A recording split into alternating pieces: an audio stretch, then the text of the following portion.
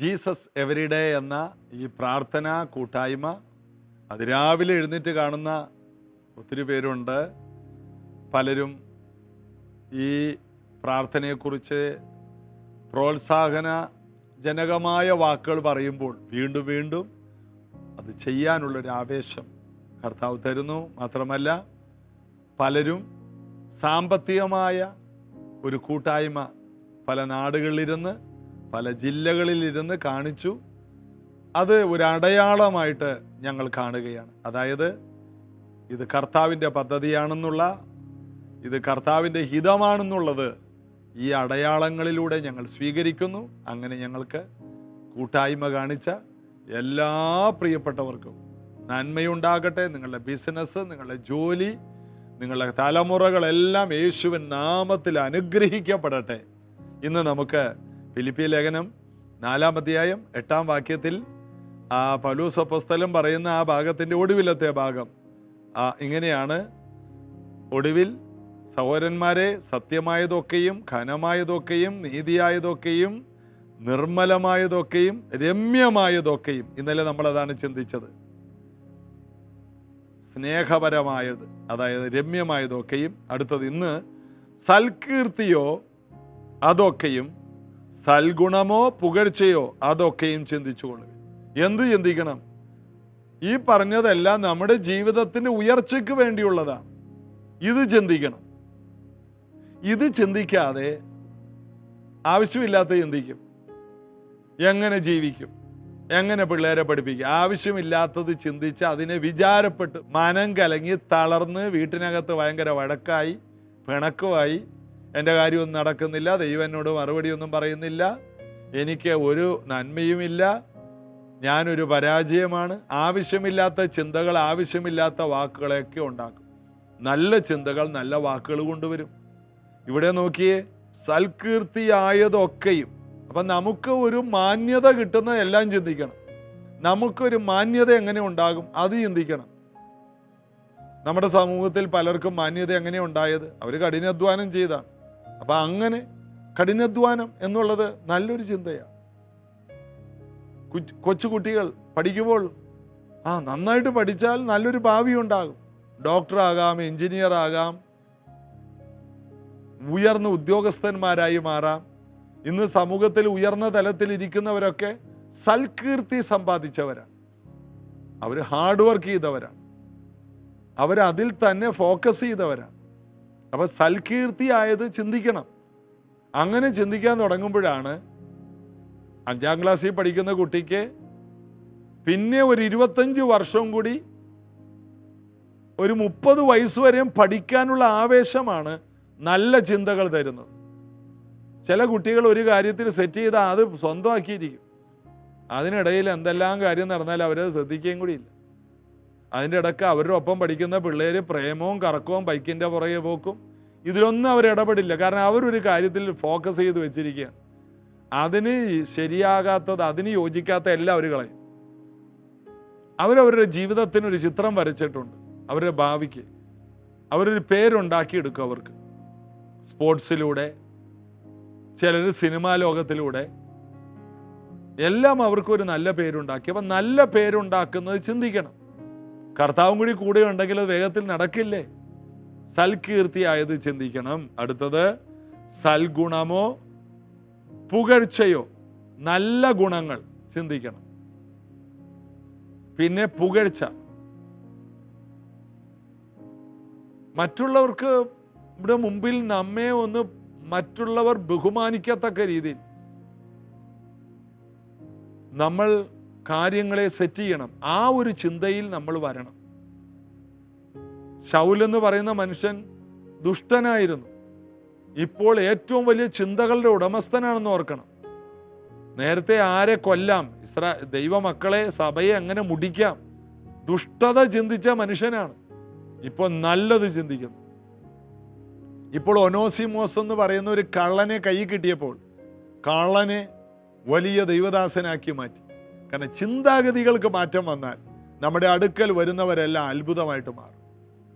ചിന്തയ്ക്ക് പൗലോസ് മാറ്റം വരുത്തിയപ്പോൾ അവൻ വലിയ അപ്പോസ്തലനായി മാറി. അപ്പം നമ്മളാണ് തീരുമാനിക്കുക നമ്മൾ അപ്പോസ്തലനാകണോ പ്രവാചകനാകണം. ആ ചിന്തയാണ് നമ്മെ സൽകീർത്തികളിലേക്ക് കൊണ്ടുവരുന്നത്. ദൈവം അതിന് കൃപ തരട്ടെ. യേശുവിനെ പാടി നമുക്ക് ആരാധിക്കാം.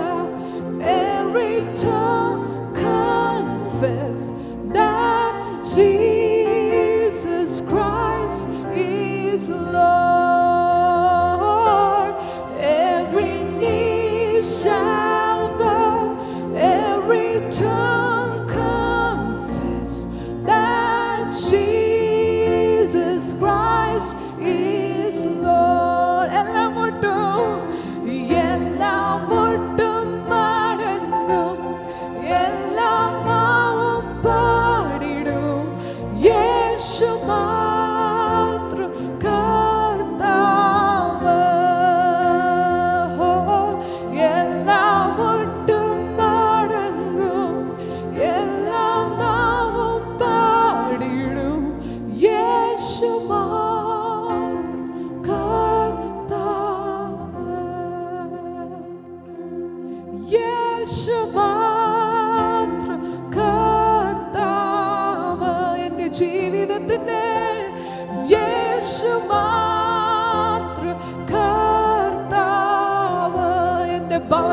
കർത്താവ്, യേശു മാത്രം കർത്താവ്, എൻ്റെ ദേശത്തിൻ്റെ കർത്താവ്, യേശു മാത്രം കർത്താവ്, ഈ ഭൂമിയുടെ യേശു മാത്രം കർത്താവ്, യേശു മാത്രം കർത്താവ്.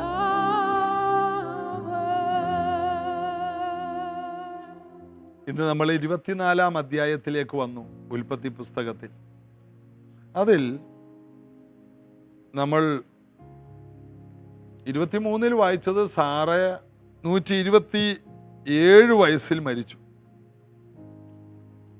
ഇവിടെ 24-ാം അധ്യായത്തിൽ എത്തിയപ്പോൾ അബ്രഹാം വയസ്സ് ചെന്ന് വൃദ്ധനായി. വയസ്സ് ചെന്ന് വൃദ്ധനായി. 25-ാം അധ്യായത്തിൽ അബ്രഹാം വേറൊരു ഭാര്യയെ പരിഗ്രഹിച്ചു. വയസ്സ് ചെന്ന് വൃദ്ധനായി, വളരെ പ്രായമായി. പിന്നെയും കല്യാണം കഴിച്ചുകൊണ്ടിരിക്കുകയാണ് അബ്രഹാം. കാരണം ദൈവത്തിൻ്റെ കൂടെ നടക്കുന്നവനെ പ്രായമായിട്ടും വൃദ്ധനായി, മനുഷ്യന്റെ ദൃഷ്ടിയിൽ വൃദ്ധനാണെങ്കിലും അവനിൽ തന്നെ അവൻ ശക്തനാണ്. അവൻ്റെ വാഗ്ദത്തങ്ങൾ അവൻ അറിയാം. അവനോട് ദൈവം പറഞ്ഞു, നീ അനേക ജാതികൾക്ക് പിതാവാകും. നീ ഒരു ജാതിയുടെ പിതാവാകുമെന്നല്ല, ഇസഹാക്കിലൂടെയുള്ള സന്തതി മാത്രമല്ല, അനേക ജാതികൾക്ക്. അതുകൊണ്ട് അബ്രഹാം എന്ത് ചെയ്തു? വീണ്ടും കല്യാണം കഴിച്ചു. അതിലൂടെ ഒത്തിരി ജാതികൾ തന്നെ ഉണ്ടായി വന്നു, രാജ്യങ്ങൾ ഉണ്ടായി വന്നു. ദൈവത്തിൻ്റെ പ്ലാനിൽ നിൽക്കുന്ന അബ്രഹാമിനെയാണ് നാം കാണുന്നത്. 24-ൽ അബ്രഹാം വയസ്സ് ചെന്ന് വൃദ്ധനായി. യഹോവ അബ്രഹാമിനെ സകലത്തിലും അനുഗ്രഹിച്ചിരുന്നു. സകലത്തിലും. അബ്രഹാമിലൂടെ ഇറങ്ങിത്തിരിച്ച ലോത്ത് അഡ്രസ് പോലും ഇല്ലാതെയായി. അബ്രഹാമോ സകലത്തിലും അനുഗ്രഹിക്കപ്പെട്ടു. അനുഗ്രഹം എന്നുള്ളത് നമ്മുടെ അധ്വാനം കൊണ്ടുണ്ടാകുന്നതല്ല, ദൈവത്തിൽ പരിപൂർണമായി വിശ്വസിച്ച് ആശ്രയിക്കുമ്പോൾ ദൈവത്തിൽ നിന്ന് നമുക്കുണ്ടായി വരുന്നതാണ്. അതിനിടയിൽ നമുക്ക് വാർദ്ധക്യം വരും, അതിനിടയിൽ പല കാര്യങ്ങളും സംഭവിക്കും. അപ്പോഴെല്ലാം ദൈവം നമ്മെ കൈവിടാതെ നമ്മെ അനുഗ്രഹിച്ച് വർദ്ധിപ്പിക്കും. ദൈവം പറഞ്ഞ വാക്ക് ദൈവം മാറ്റില്ല. വേദപുസ്തകത്തിലെ ഏറ്റവും വലിയ കാര്യം പറഞ്ഞ വാക്ക് പാലിക്കുന്ന ഒരു ദൈവം.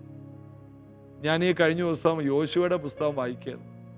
വായിച്ചപ്പോൾ കരഞ്ഞുപോയി. കാരണം ദൈവം മുഴുവനും നിറവേറ്റി കൊടുത്തു. 12 ഇസ്രായേൽ 12 ഗോത്രങ്ങൾക്കും അനേക രാജ്യങ്ങൾ ചേർത്ത് ഒരു രാജ്യമാക്കിയിട്ട് അതിനകത്ത് പലതായിട്ട് 12ആയിട്ട് തിരിച്ച് ഒരു 50-ലധികം രാജാക്കന്മാരെ തന്നെ, രാജ്യങ്ങളെ തന്നെ ഒന്നിച്ചാക്കിയിട്ട് അവർക്ക് കൊടുത്തു. ഏകദേശം 50ഓളം രാജ്യങ്ങളെ അവർ പിടിച്ചടക്കിയിട്ട് അത് അവരുടെ ഒരു രാജ്യമാക്കി. അതാണ് ദൈവം. ആ ദേശങ്ങളിലുള്ള സകല പട്ടണങ്ങളെയും ദൈവം അവർക്ക് കൊടുത്തു. കാരണം അബ്രഹാമിനോടുള്ള വാക്കാണ്, നിന്റെ സന്തതി ശത്രുക്കളുടെ പട്ടണങ്ങളെ കൈവശമാക്കും. അങ്ങനെ 11 ഗോത്രങ്ങൾക്ക് അവകാശം കൊടുത്തിട്ട് ഒരു ഗോത്രത്തിന് അവകാശം കൊടുത്തില്ല. ദൈവം അവരുടെ ഓഹരിയായിരുന്നു. അവർ ദൈവത്തോട് പറ്റിവെക്കുമ്പോൾ 11 ഗോത്രങ്ങളെക്കാൾ അനുഗ്രഹിക്കപ്പെട്ടവരായി മാറി. കാരണം ഈ 11 ഗോത്രങ്ങളും ഇവർക്ക് 10-1 കൊടുക്കണം. അപ്പൊ എല്ലാവർക്കും 90 ഉള്ളപ്പോ, കാരണം 10-ൽ 100 10-1 കൊടുക്കുമ്പോൾ 90 ഉള്ളൂ. ആ സമയത്ത് ലേവി ഗോത്രത്തിന്, ഒരു ഗോത്രം ദൈവത്തോട് ഏറ്റവും അടുത്തിരിക്കുന്ന ലേവി ഗോത്രം 110-ൽ നിൽക്കുകയാണ്. അതാണ് ദൈവം. ദൈവത്തിന്റെ പ്ലാനുകളാണ്. ഈ ലേവി ഗോത്രം ഇവരെ അനുഗ്രഹിക്കുമ്പോൾ ഇവർക്ക് വീണ്ടും അനുഗ്രഹം ഉണ്ടാകുകയാണ്. ദൈവം അവരുടെ ഓഹരിയായി. നിങ്ങൾ വേദപുസ്തകം വായിച്ചുകൊണ്ടേയിരിക്കണം. നമ്മുടെ വിശ്വാസം വർദ്ധിക്കും, നമ്മുടെ ചിന്തകൾ മാറി മറിയും. സാധാരണ മനുഷ്യരിൽ ഒരാളായിട്ട് ഇനി നമ്മെ ആരെയും കാണരുത്. ഈ വർഷം തീരുകയാണ്.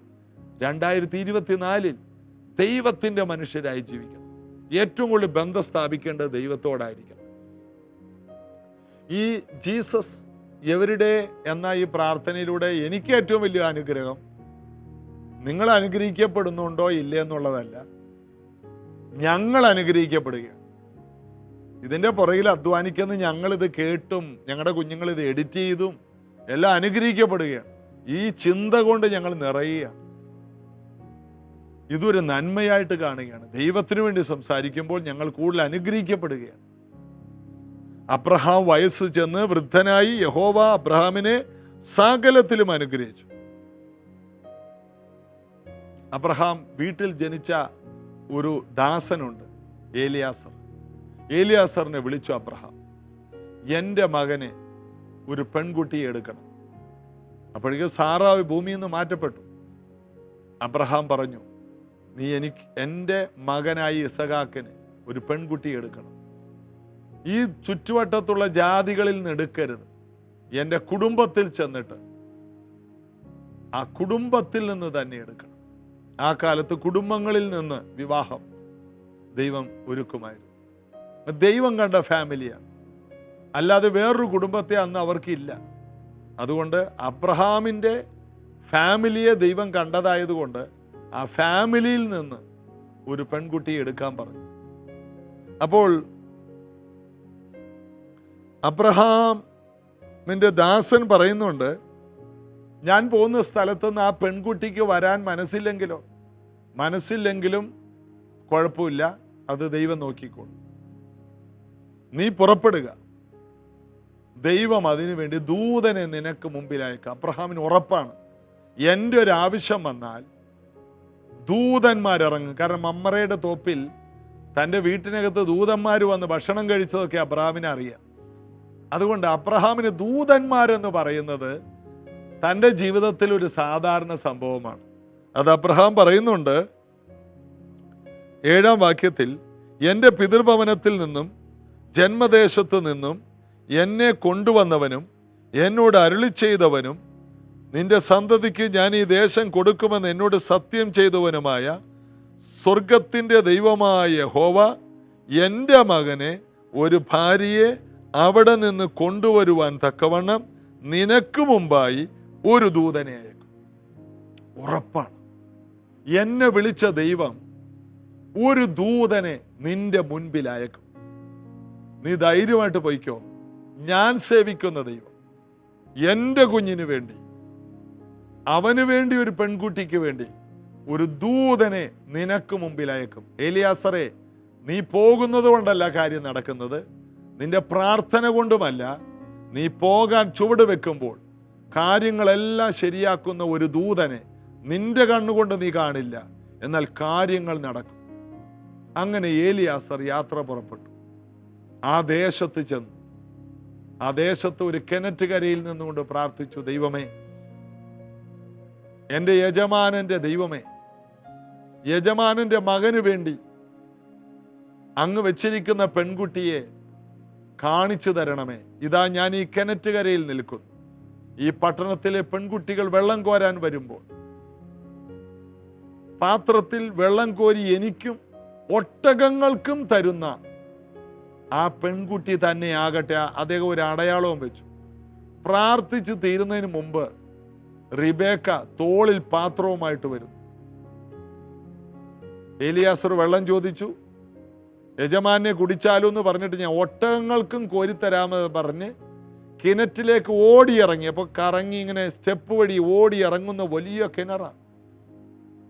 ഓടിയിറങ്ങി ഈ ഒട്ടകങ്ങൾക്കെല്ലാം 10 ഒട്ടകങ്ങൾ, അതുകൂടാതെ ദാസന്മാരുടെ ഒട്ടകങ്ങൾ വേറെയുണ്ട്.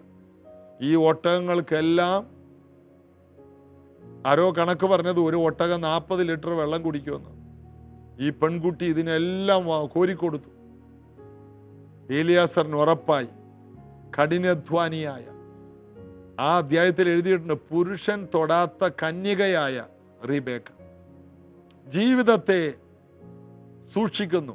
ചില കുട്ടികൾ അവരവരെ തന്നെ സൂക്ഷിക്കുമ്പോഴേ അറിയാം എന്താ വലിയ ഭാവി അവർക്കുണ്ടെന്ന്. ഞാൻ പല കുഞ്ഞുങ്ങളെ മനസ്സിലാക്കുന്നത് തന്നെത്താൻ സൂക്ഷിക്കുന്നു. ആവശ്യമില്ലാത്ത തെറ്റായ ബന്ധങ്ങളിൽ പോകില്ല, ഒരു പ്രലോഭനത്തിലും പോയി ചാടില്ല. അങ്ങനെയുള്ള കുഞ്ഞുങ്ങളെ ശ്രദ്ധിച്ചുകൊണ്ട് അവർ സ്പെഷ്യലായിരിക്കും, അവരുടെ ഭാവി സ്പെഷ്യലായിരിക്കും. ഇത് കേൾക്കുന്ന മാതാപിതാക്കളെ നിങ്ങളുടെ കുഞ്ഞുങ്ങളോട് അത് പറയണം. തന്നെത്താൻ സൂക്ഷിക്കുന്ന കുഞ്ഞുങ്ങൾ, ആ കുഞ്ഞുങ്ങളുടെ ഭാവി സ്പെഷ്യലായിരിക്കും. നിർമ്മലമായ ജീവിതം നയിക്കുന്നവർക്ക് നിർമ്മലമായി ജീവിച്ച ദാനിയേലിനെ പോലൊരു ഭാവി ഉണ്ടാകും. മലിനതകളില്ലാതെ തന്നെത്താൻ സൂക്ഷിക്കുന്നവർ, മലിനതകളില്ലാതെ തന്നെത്താൻ സൂക്ഷിച്ച കൊർന്നല്യോസിന്റെ വീട്ടിൽ പത്രോസിനെ അയച്ച ദൈവം മലിനതകളില്ലാതെ ജീവിക്കുന്നവർക്ക് വേണ്ടി അത്ഭുതങ്ങളെ ചെയ്യും. വിശ്വസിക്കുക. അങ്ങനെ റിബേക്ക എന്ന യുവതിയുടെ വീട്ടിലേക്ക് ഏലിയാസറിനെ ദൈവം വിടുന്നു. ഏലിയാസർ അവിടെ ചെന്നിട്ട് പറയുന്നുണ്ട്, യഹോവ എൻ്റെ യജമാനനെ സകലത്തിലും അനുഗ്രഹിച്ചിരിക്കുന്നു. 35-ാം വാക്യത്തിൽ പറയുന്നുണ്ട്, യഹോവ എൻ്റെ യജമാനെ ഏറ്റവും അനുഗ്രഹിച്ചു, അവൻ മഹാനായി തീർന്നു. അവന് ആട്, മാട്, പൊന്ന്, വെള്ളി, ദാസി, ദാസന്മാർ, ഒട്ടകങ്ങൾ എന്നിവ കൊണ്ട് എല്ലാം ദൈവം കൊടുത്തിരിക്കുന്നു. എൻ്റെ യജമാനനെ ദൈവം മഹാനാക്കി മാറ്റി. അതിന് മുമ്പത്തെ അധ്യായത്തിൽ ആ ദേശക്കാര് പറയുന്നു, ഞങ്ങളുടെ ഇടയിൽ ദൈവത്തിൻ്റെ പ്രഭു.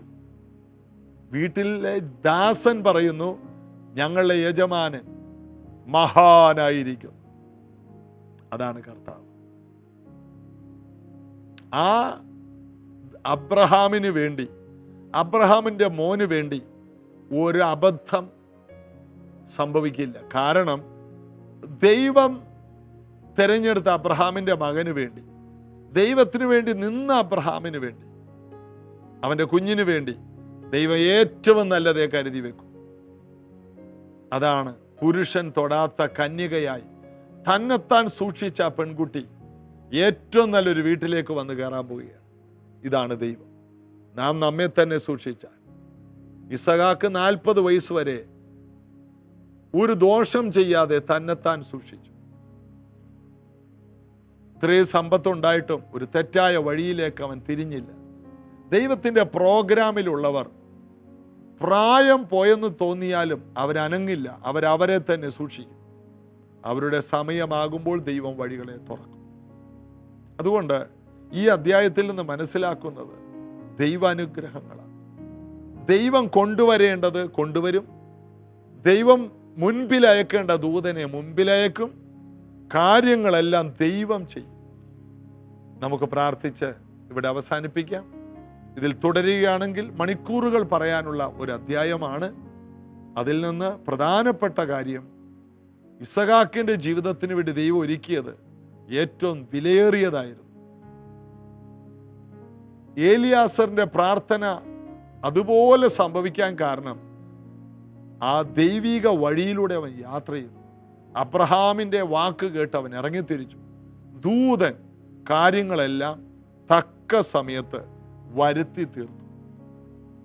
ആ പെൺകുട്ടിക്ക് ആ സമയത്ത് തന്നെ വെള്ളം കോരാൻ വരാനും തോന്നിയതും അവൾക്ക് മടിയില്ലാതെ, വല്യപ്പന് മാത്രം തന്നാ മതിയോ? അല്ല, ഏലിയാസർ വല്യപ്പനല്ല, ഏലിയാസർ ഒരു ചെറുപ്പക്കാരനാണ്. താങ്കൾക്ക് മാത്രം മതിയല്ലോ, ഞാൻ ഈ ഒട്ടകത്തിന് തരേണ്ട ആവശ്യം എന്താണ്? അവള് പറഞ്ഞില്ല. കഠിനാധ്വാനം. കാരണം അബ്രഹാം, സാറ ഇവരെല്ലാം കഠിനാധ്വാനികളാണ്, യാത്രകൾ ചെയ്യുന്നവരാണ്, രാപ്പകൽ അധ്വാനിക്കുന്നവരാണ്, യുദ്ധം ചെയ്യുന്നവരാണ്, മഹാന്മാരാണ്. ഒരു സുപ്രഭാതത്തിൽ ഉണ്ടായി വന്നതല്ല. ദൈവം ചെയ്യുമെന്ന് പറഞ്ഞ് കിടന്നുറങ്ങുന്നവരല്ല, അതിരാവിലെ എഴുന്നേൽക്കുന്നവരും വളരെയധികം കഠിനാധ്വാനം ചെയ്യുന്നവരാണ് ഇവർ. ആ കുടുംബത്തിലോട്ട് വന്നു കയറുന്ന പെണ്ണ് ഒരു കൊലമടിച്ചിയാണെങ്കിലും, വെറുതെ ടിവിയും കണ്ട് മിച്ചറും തിന്നുകൊണ്ടിരിക്കുന്ന പെണ്ണാണെങ്കിൽ ഒന്ന് ആലോചിച്ച് നോക്കിയേ. അങ്ങനെ ഒരു പെങ്കൊച്ച വീട്ടിൽ ചെന്ന് കഴിഞ്ഞാൽ സുഖമാണ്. പിന്നെ സാറ മരിച്ചതുകൊണ്ട് പേടിക്കണ്ട. കാരണം സാറ ഉണ്ടായിരുന്നെങ്കിൽ പണ്ട് ഹാഗാറിനെ പോരെടുത്ത് വീട്ടിൽ നിന്ന് ഓടിച്ചത് അള്ളയാ. ഏതായാലും നേരത്തെ പോയത് നന്നായി. ഏതായാലും റിബേക്ക തന്നെത്താൻ സൂക്ഷിക്കുന്നവളും കഠിനാധ്വാനിയുമായിരുന്നു. എത്തേണ്ട വീട്ടിൽ അവൾ എത്തിച്ചേർന്നു. മാതാപിതാക്കളെ, നിങ്ങളുടെ കുഞ്ഞുങ്ങൾക്ക് വേണ്ടി ഏറ്റവും നല്ല വീടുകൾ ദൈവം കരുതി വെച്ചിട്ടുണ്ട്. സുരക്ഷിതമായ ഒരു സ്ഥലത്തേക്ക് അവരെ കൈപിടിച്ചു കൊടുക്കത്തക്ക രീതിയിൽ ദൈവം ദൂതന്മാരെ അയക്കാൻ വിശ്വസ്തനാണ്. അതുകൊണ്ട് മാതാപിതാക്കളെ, നിങ്ങളുടെ കുഞ്ഞുങ്ങൾക്ക് വേണ്ടി ദൈവം വഴി തുറക്കാൻ ദൂതന്മാരെ അയക്കും. ഇത് അബ്രഹാമിന്റെ വിശ്വാസമാണ്. നമ്മൾ ഈ ദിവസങ്ങളിൽ ചിന്തിക്കുന്ന അബ്രഹാമിന്റെ വിശ്വാസമാണ്, അബ്രഹാമിന്റെ അനുഗ്രഹം. ഇത് നമ്മുടെ അവകാശം. അബ്രഹാമിന് വേണ്ടി ഒരു ദൂതനെ അയച്ച ദൈവം നമ്മുടെ കുഞ്ഞുങ്ങൾക്ക് വേണ്ടി ദൂതന്മാരെ അയക്കും. നാം അബ്രഹാമിനെ പോലെ വിശ്വസ്തരായിരുന്നാൽ മതി. പ്രാർത്ഥിക്കാം. കർത്താവേ, വിവാഹപ്രായമായ ഞങ്ങളുടെ കുഞ്ഞുങ്ങൾക്ക് വേണ്ടി, ഇത് കേൾക്കുന്ന പല മാതാപിതാക്കളെയും തലമുറയ്ക്ക് വേണ്ടി തക്ക സമയത്ത് നല്ല വിവാഹ ബന്ധങ്ങൾ ഉണ്ടാകുവാൻ ദൂതന്മാരെ അയക്കുവാൻ ഞങ്ങൾ അപേക്ഷിക്കുന്നു. ഇത് ഞങ്ങളുടെ പിതാക്കന്മാരോട് അങ്ങ് ചെയ്ത നീതിയാണ്. ഈ കാലത്ത് ജീവിക്കുന്ന ഞങ്ങൾക്കിത് ആവശ്യമാണ്. അബ്രഹാമിൻ്റെ അനുഗ്രഹം ഞങ്ങളുടെ വീടുകളിൽ വേണം. നല്ല വിവാഹ ബന്ധങ്ങൾ നടക്കണം, ശരിയായ വിവാഹങ്ങൾ നടക്കണം. തെറ്റിപ്പിരിയുന്ന തോന്നിയാസങ്ങൾ നടക്കുന്ന ഒരു ബന്ധം ഒരു വീടുകളിൽ ഉണ്ടാകരുത്. യേശുവിൻ്റെ നാമത്തിൽ കുടുംബ വഴക്കുകളായിപ്പോയ വീടുകളിൽ രമ്യതയുണ്ടാകട്ടെ, സമാധാനമുണ്ടാകട്ടെ, എല്ലാ വഴക്കുകളും മാറിപ്പോകട്ടെ. കുടുംബ ബന്ധങ്ങൾ ഉലഞ്ഞ വീടുകൾ സമാധാനമുള്ള വീടുകളാകട്ടെ, സൗഖ്യങ്ങൾ ഉണ്ടാകട്ടെ. അബ്രഹാമിനെ മഹാനാക്കിയ ദൈവമേ, സകലത്തിലും അനുഗ്രഹിച്ച കർത്താവേ, ഇത് കേൾക്കുന്ന എല്ലാ പ്രിയപ്പെട്ടവരും അവർ പാർക്കുന്ന ദേശത്ത് മഹാന്മാരായി മാറട്ടെ. കർത്താവിൻ്റെ കരം ഇവരോട് കൂടി ഇരിക്കട്ടെ. ദൈവസഭയ്ക്ക് അവർ അനുഗ്രഹമാകട്ടെ. ഏതെല്ലാം രാജ്യത്തിരുന്ന് ആരെല്ലാം കേൾക്കുന്നു അവരെല്ലാം ആയിരിക്കുന്ന രാജ്യത്ത് അവർ പാർക്കുന്ന ഇടത്തുള്ള സഭയ്ക്ക് ഒരു അനുഗ്രഹമാകട്ടെ. അനുഗ്രഹിക്കും യേശുവിൻ നാമത്തിൽ പിതാവേ, ആമേൻ. ഈ ആഴ്ച മുഴുവനും യേശു കർത്താവ് നമ്മെ അനുഗ്രഹിച്ചു. ജീസസ് എവരി ഡേ എന്ന പ്രാർത്ഥന കൂട്ടായ്മ നിങ്ങൾക്ക് അനുഗ്രഹമെങ്കിൽ ഞങ്ങളെ അറിയിക്കണം. നിങ്ങളെ പ്രാർത്ഥന വിഷയം അറിയിക്കണം. നിങ്ങളുടെ സാമ്പത്തിക കൈത്താങ്ങൽ ഞങ്ങൾക്ക് ആവശ്യമാണ്. നിങ്ങളുടെ പ്രോത്സാഹനം ഞങ്ങൾക്ക് വേണം. കർത്താവ് അനുഗ്രഹിക്കട്ടെ. നാളെ രാവിലെ അനുഗ്രഹിക്കപ്പെട്ടൊരു സഭായോഗം പ്രൈസ് ജനറേഷൻ ചർച്ചിൽ വെച്ച് രാവിലെ 8 മണിക്കുണ്ട്. നിങ്ങൾ കടന്നു വരണം. കർത്താവ് ഏത് രാജ്യത്താണെങ്കിലും നിങ്ങൾ നാട്ടിൽ വരുമ്പോൾ ഒരു സഭായോഗത്തിന് പ്രൈസ് ജനറേഷൻ കുടുംബത്തിലേക്ക് ക്ഷണിക്കുന്നു. കർത്താവ് അനുഗ്രഹിക്കട്ടെ. നാളത്തെ സഭായോഗത്തിൽ നമുക്ക് ഒരുമിച്ച് കാണാം. തുടർന്നും തിങ്കളാഴ്ച മുതൽ അടുത്ത തിങ്കളാഴ്ചകൾ മുതൽ ഈ ജീസസ് എവരി ഡേ എന്ന പ്രാർത്ഥന തുടരുന്നതായിരിക്കും. God bless you.